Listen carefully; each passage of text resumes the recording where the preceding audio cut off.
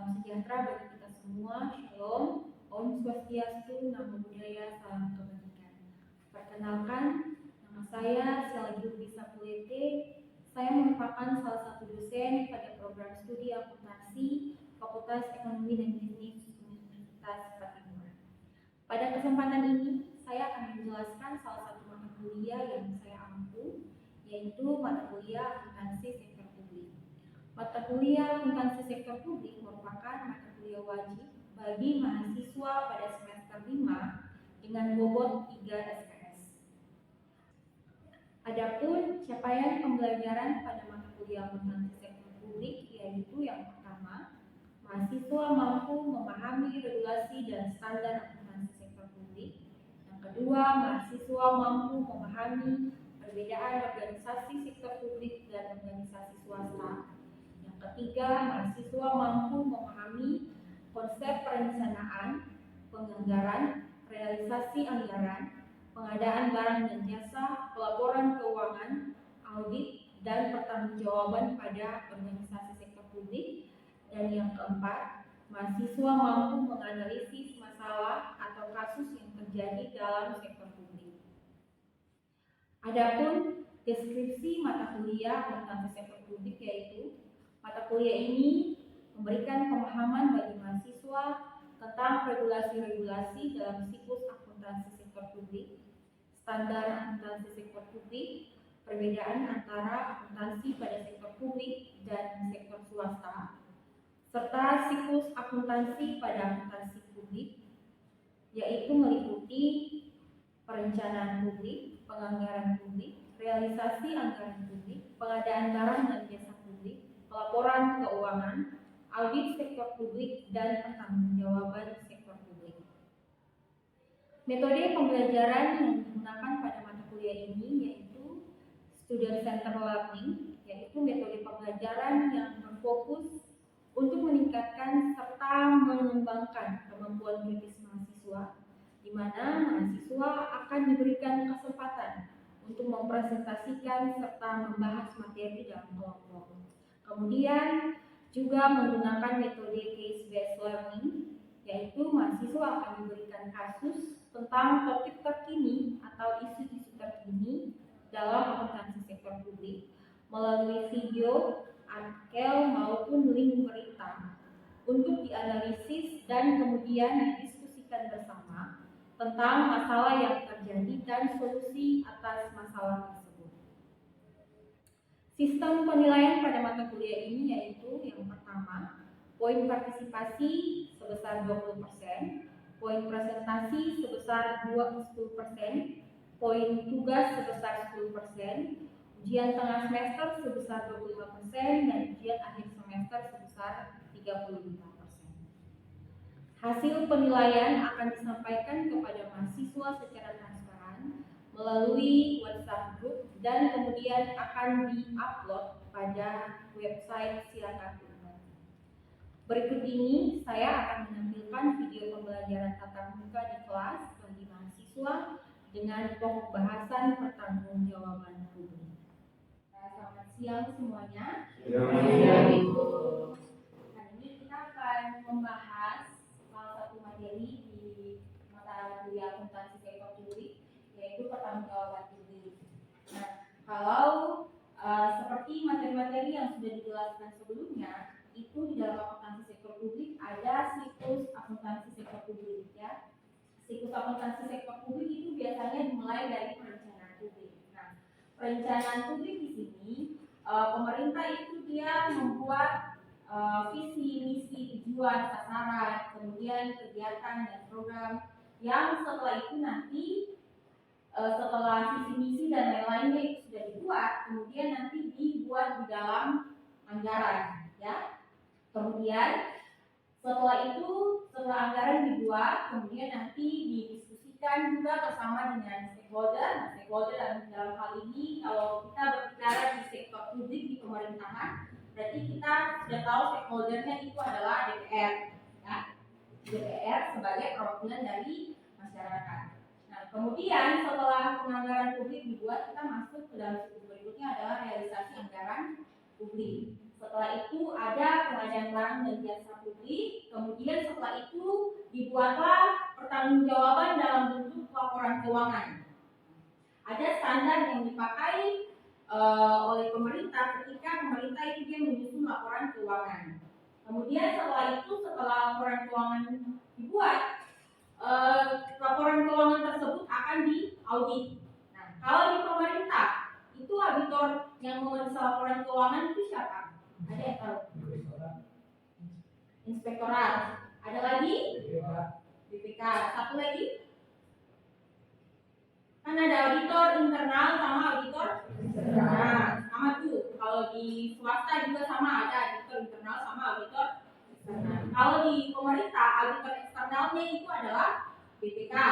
Nah, kalau untuk kebutuhan laporan keuangan yang mengaudit itu adalah BPK, yang kemudian dikeluarkan opini atas laporan keuangan. Nah, dia punya opini sama ya dengan kalau di swasta sama. Kemudian kalau internal itu adalah inspektorat sama BPKP ya. Bedanya kalau inspektorat sama BPKP itu dia melakukan audit tapi dia tidak mengeluarkan opini atas laporan keuangan. Yang punya hak untuk mengeluarkan opini hanya di BPK. Nah, setelah proses audit sudah selesai dilakukan, kemudian kita masuk ke dalam proses pertanggungjawaban publik. Nah, pertanggungjawaban publik di sini, bagaimana pemerintah itu dia mempertanggungjawabkan ya, laporan keuangan penggunaan atas anggaran ya, yang sudah digunakan selama tahun anggaran. Kemudian dipertanggungjawabkan kepada pihak yang berkepentingan. Dalam hal ini adalah DPR. Laporan pertanggungjawaban di sini ada dua, bukan cuma laporan keuangan saja, tapi juga dalam bentuk laporan kinerja. Oke. Nah, pertanggungjawaban publik ini dia muncul sejak berdirinya era reformasi pada tahun 1999. Jadi setelah era reformasi itu dia turun atau bergulir, masyarakat itu dia menuntut pemerintah untuk mempertanggungjawabkan setiap kegiatan, setiap program yang dilakukan oleh pemerintah. Nah, ditandai dengan diterbitkannya Instruksi Presiden Nomor 7 Tahun 1999 tentang akuntabilitas kinerja instansi pemerintah.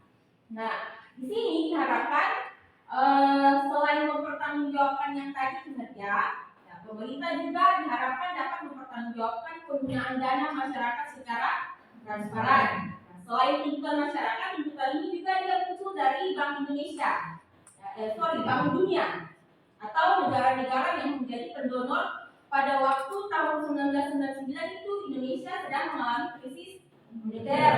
Nah, Indonesia menerima banyak donor dari Bank Dunia dan juga beberapa negara di luar Indonesia. Nah, disitulah mereka menuntut adanya pertanggungjawaban atas dana yang dipakai, kemudian kinerja dari pemerintah.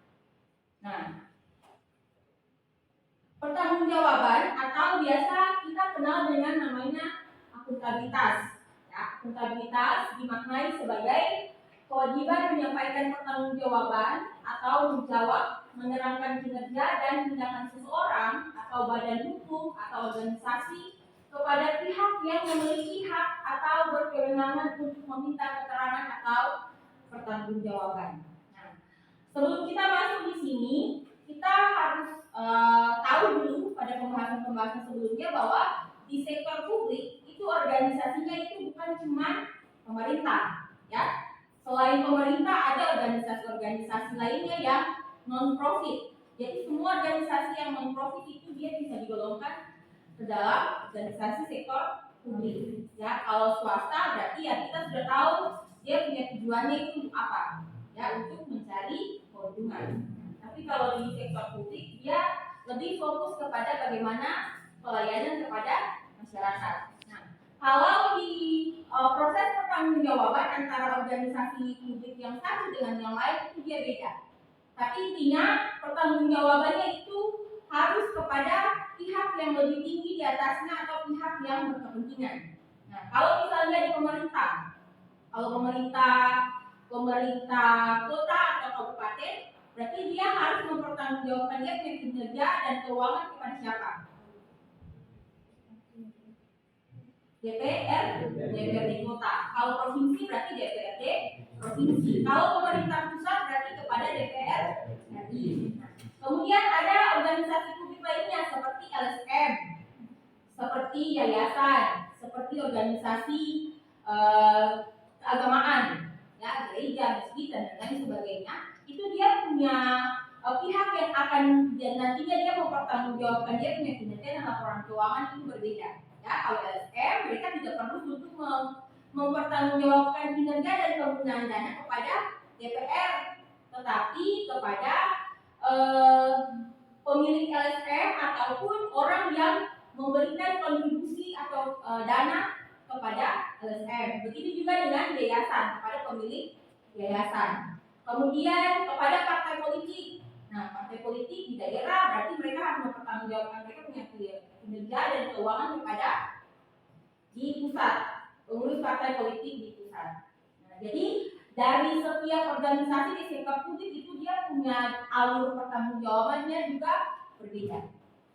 Nah, dalam organisasi sektor publik berarti kewajiban untuk mempertanggungjawabkan tindakan atau keputusan dari para pemimpin atau pengelola organisasi sektor publik kepada stakeholder atau masyarakat. Nah, perlu diperhatikan bahwa kalau kita di sektor publik itu stakeholder tertinggi itu adalah di masyarakat, ya, karena tujuan utama dari kita bahas misalnya pemerintah. Nah, pemerintah itu kan dia punya stakeholder tertingganya adalah masyarakat. Nah, bagaimana cara pemerintah itu dia mempertanggungjawabkan ya lewat pada saat nanti pembahasan bersama, entah itu dari mulai perencanaan ya, bukan cuma pada saat pertanggungjawaban saja, kemudian pemerintah itu dia melakukan pembahasan dengan DPR, kalau dalam hal ini kota dan DPRD kota, tetapi mulai dari perencanaan, dari penyusunan visi misi rencana, entah itu rencana jangka panjang, menengah, rencana kerja, itu semua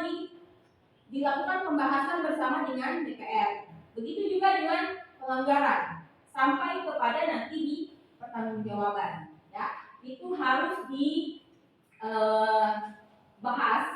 dan kemudian nanti akan dilakukan penilaian terhadap pertanggungjawaban tersebut. Jadi nanti pertanggungjawabannya dibuat dalam bentuk laporan, kemudian dibahas bersama di DPR, kemudian nanti dinilai dan disahkan bahwa memang laporan pertanggungjawabannya itu memang benar-benar sesuai dengan mereka punya kinerja, sesuai dengan mereka punya penggunaan dana. Nah,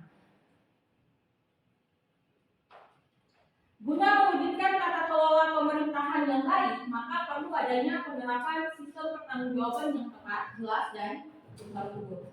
Pertanggungjawaban ini akan menghambat kekuasaan wakil rakyat dan pegawai pemerintah untuk menyimpang dari tanggung jawabnya. Jadi proses pertanggungjawaban ini tujuan utamanya itu adalah supaya memberikan batasan, entah itu kepada wakil rakyat, entah itu kepada pegawai yang bekerja di pemerintahan, kalau misalnya kita berbicara mengenai pemerintah, supaya tidak ada yang namanya penyalahgunaan kekuasaan, penyalahgunaan wewenang ataupun kecurangan, ya. Tapi mungkin nanti pasti di dalam benak kita pasti berpikir dengan berbagai macam kasus yang terjadi di saat ini, masih banyak tuh kasus penyalahgunaan yang masih saja terjadi, walaupun memang ada proses pertanggungjawaban, bahkan sampai diperiksa oleh audit dan diperiksa oleh BPK dan lain-lain sebagainya, tapi masih saja terus terjadi penyalahgunaan kekuasaan. Nah, itu masih menjadi tugas dari pemerintah supaya mungkin lebih memperbaiki dia punya sistem pengawasan, sistem pengendalian internal dalam pemerintah dan lain-lain sebagainya, itu perlu diperhatikan. Nah, kemudian sistem pertanggungjawaban publik ini tergantung pada sistem pemerintahan yang berlaku. Ya, kalau kita lihat di dunia ini sistem pemerintahannya itu bukan cuma sistem pemerintahan presidensial seperti di Indonesia, ya. Ada banyak sistem pemerintahan. Kalau kita di Indonesia dan juga ada beberapa negara lainnya, dia pakai sistem pemerintahan presidensial. Tapi juga ada parlementer, Kemudian ada sistem pemerintahan komunis, demokrasi liberal, dan kapital. Nah, setiap sistem pemerintahan ini dia punya sistem pertanggungjawabannya berbeda. Ya, kalau kita di Indonesia presidensial, berarti presiden sebagai kepala pemerintahan dan juga sebagai kepala negara. Nah, dia punya pertanggungjawabannya itu kepada DPR. Tapi beda lagi kalau di parlementer atau komunis. Nah, kalau parlementer yang menjadi kepala negara itu adalah presiden, tetapi yang menjadi kepala pemerintahan menteri. Nah, itu dia punya sistem pertanggungjawabannya beda, ya. Jadi kalau kita mau berbicara mengenai sistem pertanggungjawaban, karena kita harus pahami dulu, ya, di negara itu dia punya sistem pemerintahannya seperti apa. Nah, baru kita tahu dia punya alur untuk mempertanggungjawabkannya seperti apa. Nah, kalau kita di Indonesia, ya kita tahu. Nah, dia punya sistem pertanggungjawabannya dari mulai dari bawah sampai kepada nanti di akhirnya adalah DPR. Nah, kemudian ada aturan yang menjadi dasar pada saat pemerintah itu dia melakukan pertanggungjawaban. Kalau di sektor publik, segala sesuatu aktivitas di dalam sektor publik itu diatur oleh peraturan, ya, dari yang tertinggi undang-undang sampai kepada di desa misalnya peraturan desa. Semuanya diatur. Jadi kita di sektor publik ini bikin ini ada aturannya, bikin itu ada aturannya, dan memang pemerintah membuat aturan supaya orang-orang yang terlibat di dalamnya itu ketika dia melakukan kegiatan yang berkaitan itu mengacu pada aturan tersebut. Nah, kalau untuk sistem pertanggungjawaban sendiri ada beberapa aturan yang dipakai. Kalau salah satu contohnya itu adalah dalam Peraturan Presiden Republik Indonesia Nomor 8 Tahun 2006 tentang pelaporan keuangan dan kinerja instansi pemerintah. Nah, dikatakan bahwa dalam rangka pertanggungjawaban pelaksanaan APBN atau APBD, setiap entitas laporan wajib menyusun dan menyajikan yang pertama laporan keuangan dan laporan kinerja. Ya, jadi ada dua laporan pertanggungjawaban yang dibuat oleh pemerintah, yaitu laporan keuangan dan laporan kinerja. Kalau laporan keuangan berarti mempertanggungjawabkan penggunaan dana. Ada beberapa laporan keuangan yang dipertanggungjawabkan ketika mereka mempertanggungjawabkan kinerja. Salah satunya adalah apa? Kalau di pemerintah, laporan keuangannya sama dengan di swasta atau beda? Beda. Kalau di pemerintah, apa yang salah satu laporan yang membedakan antara laporan pertanggungjawaban atau laporan keuangan di pemerintah dan swasta itu apa?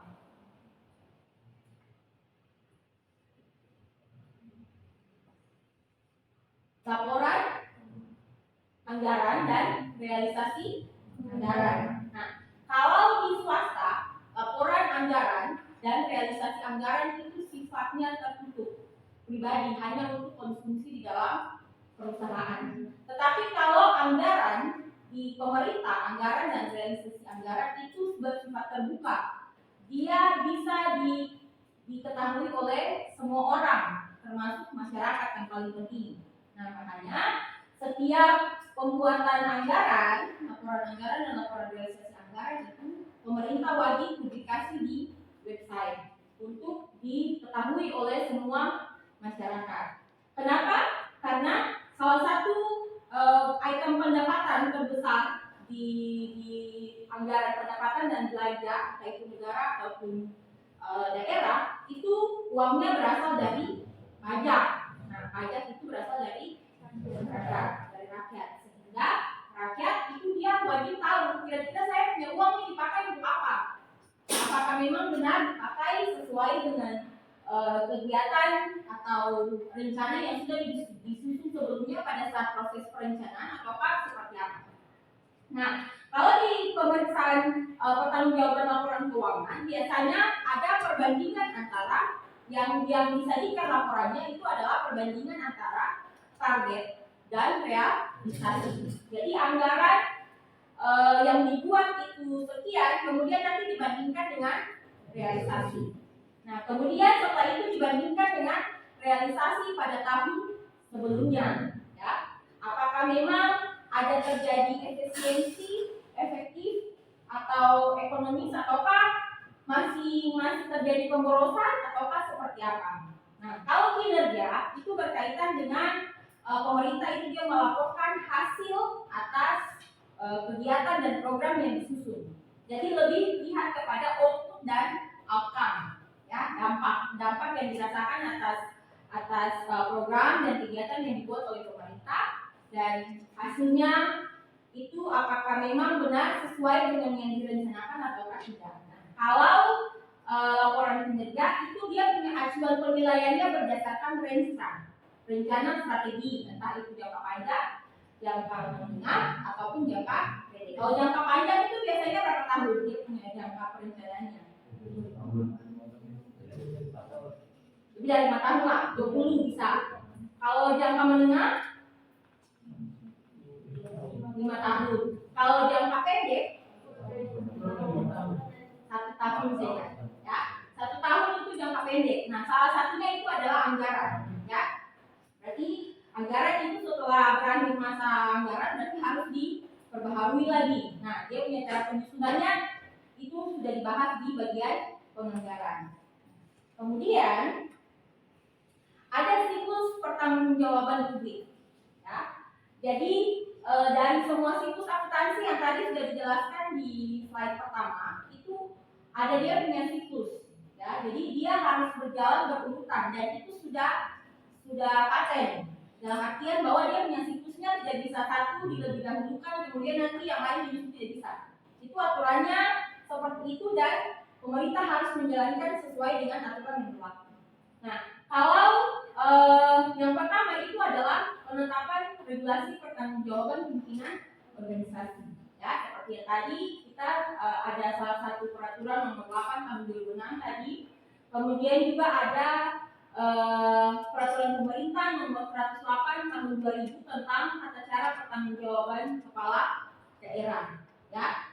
Jadi kalau yang pertama tadi itu dia menjelaskan tentang tata cara pertanggungjawaban, ya, entah itu laporan pertanggungjawaban kinerja maupun keuangan dari pemerintah pusat sampai kepada daerah. Tapi kalau yang ini dia hanya fokus kepada daerah. Jadi bagaimana pemerintah daerah, entah itu kota, entah itu provinsi, dia punya proses pertanggungjawaban. Nah, nanti ada proses penilaian dan rekomendasi dari DPR. Ya.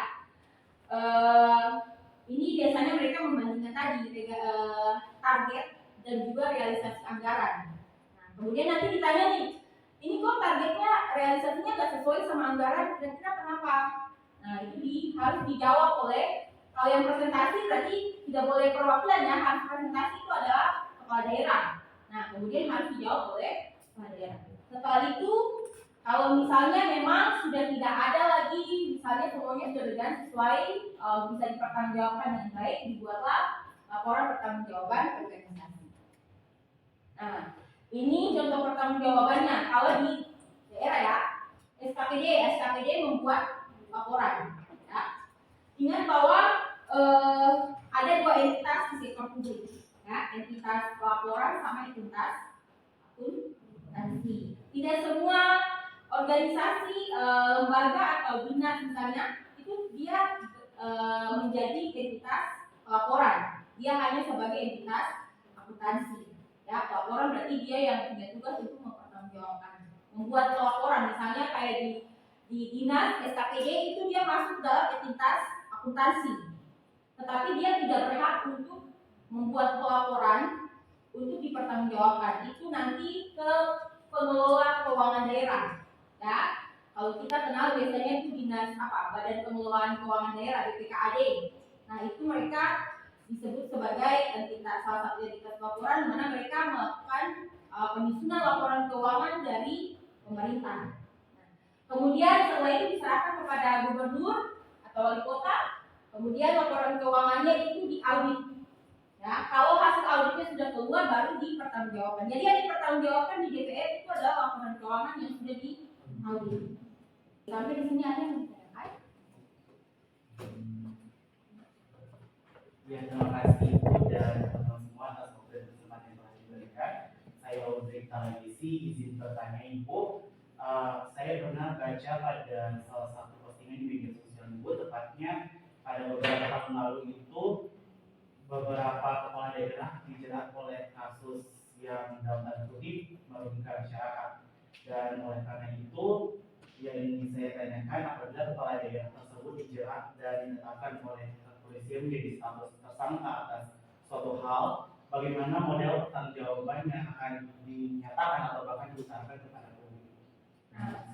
Ya, terima kasih. Nah, tadi kalau yang di dalam salah satu ini ya yang dibahas pada pasal 3 di PP nomor 60 tadi, itu ada 3 pertanggungjawaban kepala daerah. Yang pertama itu adalah pertanggungjawaban akhir tahun anggaran, kemudian ada pertanggungjawaban masa jabatan, dan yang terakhir adalah pertanggungjawaban untuk hal tertentu. Nah, untuk hal tertentu ini adalah ketika kepala daerah tersebut dia tersangkut kasus-kasus seperti tadi, penyelewengan, korupsi, dan lain-lain sebagainya. Nah, itu harus dipertanggungjawabkan di DPR. Kemudian nanti setelah itu didiskusikan, ada dia punya proses ya, didiskusikan, kemudian dikasih sanksi apa yang dikasih oleh DPR. Dan paling tinggi kalau misalnya sudah sampai dia punya kasusnya sudah sampai mencuat ke masyarakat, berarti ya sudah pasti dia ditetapkan sebagai tersangka dan harus dijatuhi hukuman penjara, ya. Itu sudah pasti, karena sekarang ini kan masyarakat sudah tidak kayak dulu lagi. Orang sekarang ini media elektronik sudah banyak platform media sosial yang bisa dipakai oleh masyarakat untuk menuntut keadilan. Ya, kalau kalian lihat orang bilang menurut netizen itu lebih kejam. Ya, jadi kalau misalnya masalah itu berusaha ditutupi, masyarakat akan terus berusaha untuk mengangkat kasus tersebut sampai pelakunya menerima sanksi yang tegas atas dia punya perbuatan. Ya, jadi memang untuk pertanggungjawaban kepala daerah sendiri itu ada 3, termasuk pertanggungjawaban terhadap dia punya kasus yang dilakukan oleh pemerintah dalam hal ini kepala daerah. Ya, jadi ada dia punya. Nanti kalau misalnya kalian waktu senggang bolehlah baca peraturannya, karena kita di sektor publik ini harus sering-sering baca peraturan. Ya, walaupun nanti dia berubah tiap tahun, tetapi kita harus sering terus update tentang perubahan peraturan. Oke. Kalau tidak ada lagi yang mau ditanyakan, Ibu batasi sampai di sini. Kita punya pertemuan. Terima kasih untuk partisipasi dari teman-teman semua. Selamat siang. Demikianlah deskripsi singkat dan proses pembelajaran untuk mata kuliah akuntansi sektor publik yang saya ampu. Semoga bisa bermanfaat bagi kita semua. Wassalamualaikum warahmatullahi wabarakatuh.